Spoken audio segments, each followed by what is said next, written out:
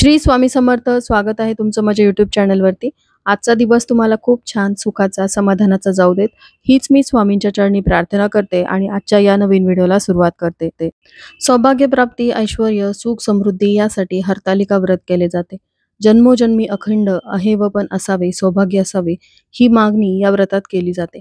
कुटुंबातील प्रत्येकाचा या व्रतावर विश्वास असून महिला आवर्जून हे व्रत करतात.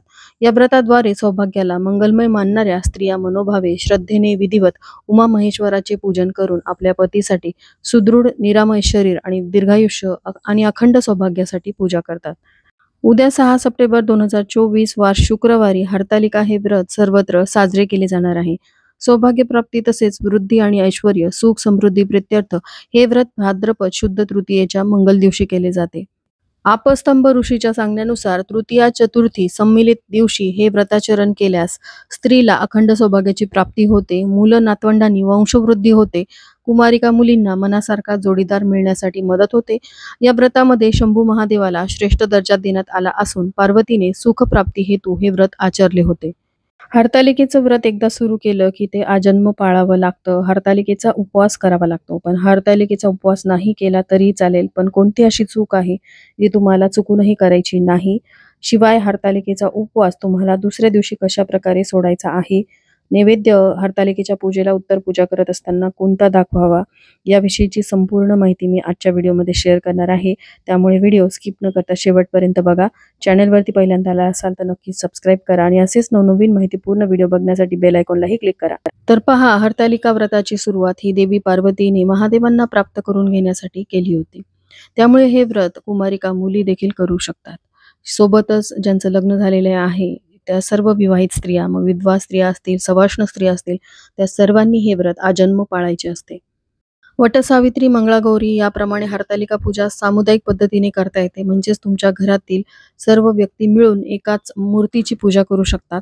बऱ्याच ठिकाणी वेगवेगळं शिवलिंग तयार केलं जातं आणि प्रत्येक जण आपापल्या शिवलिंगाची पूजा करतात.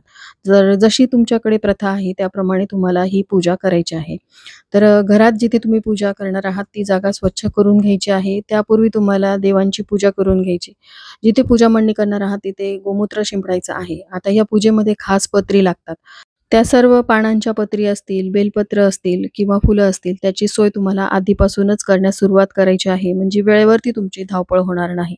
पूजेच्या दिवशी खास रंगाची साडी घालावी. बघा, कोणतेही शुभ रंग तुम्ही या दिवशी घालू शकता. शिवाय महादेवांना पांढरा रंग अतिशय प्रिय होता. त्यामुळे पांढऱ्या रंगाची साडी, जिला लाल रंगाचे काठ आहेत किंवा हिरव्या रंगाचे काठ आहेत, अशी साडी नेसून देखील तुम्ही हरतालिका व्रताची पूजा करू शकता.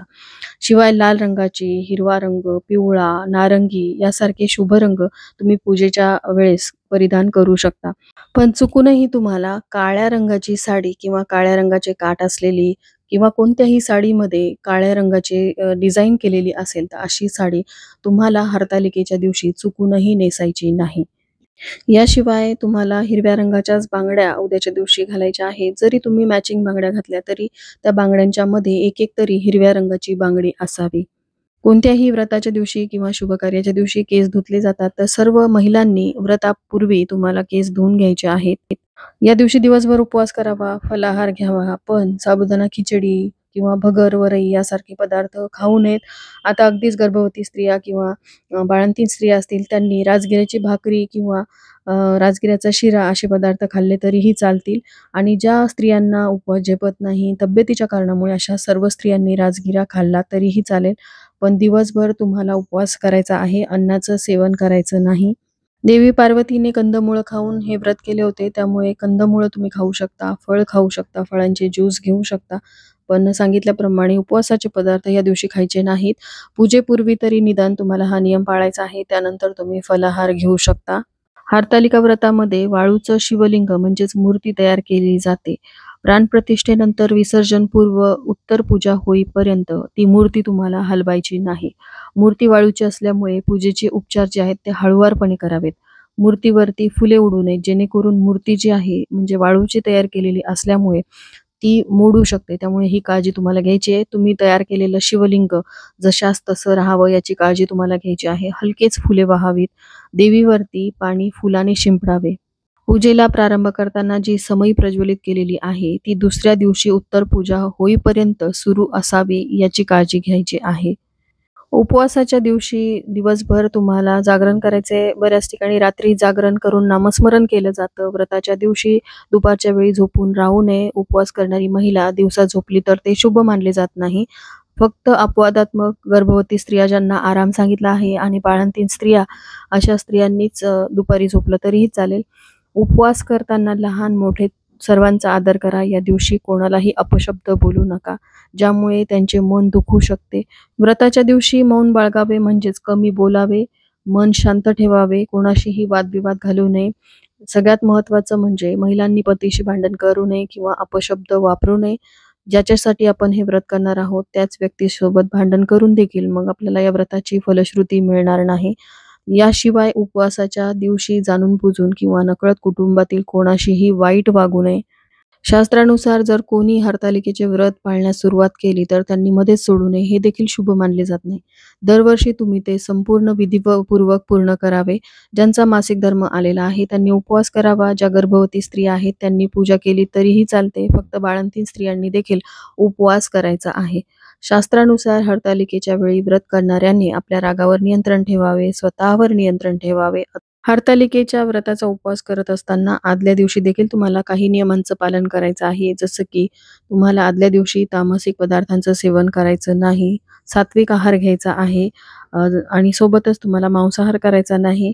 तरच तुम्ही केलेल्या व्रताचं फल तुम्हाला मिळेल. हरतालिका व्रताचा उपवास हा दुसऱ्या दिवशी सोडतात. पण असं नाही की सकाळी उठल्याबरोबरच तुम्ही चहा, बिस्किट खाल्लेत आणि तुमचा उपवास सोडला. हे देखील अत्यंत चुकीचं आहे. यामुळे देखील तुम्हाला हरतालिका व्रताची पूर्ण फलश्रुती मिळणार नाही. तर पहा, हरतालिका व्रताचा उपवास हा दुसऱ्या दिवशी आपल्याला सोडायचा आहे. उपवास सोडण्याआधी आपल्याला या पूजेची उत्तर पूजा करायची आहे.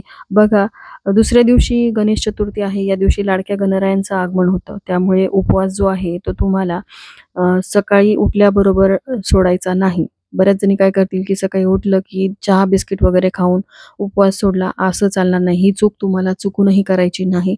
उठल्यानंतर तुम्हाला अंघोळ वगैरे करायची आहे.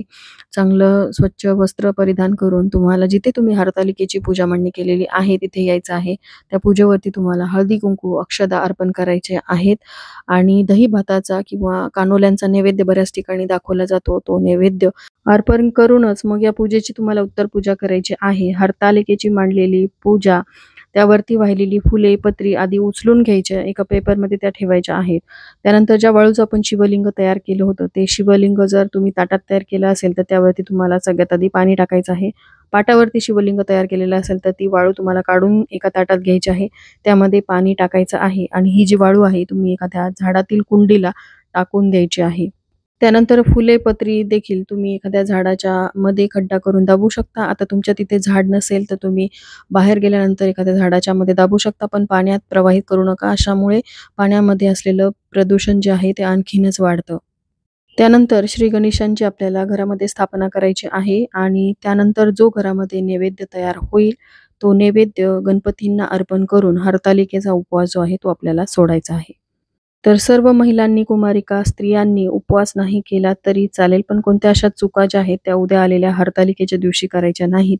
याविषयीची संपूर्ण माहिती मी तुमच्यासोबत शेअर केली. व्हिडिओ आवडला असेल तर लाईक, शेअर, सबस्क्राईब करा. श्री स्वामी समर्थ.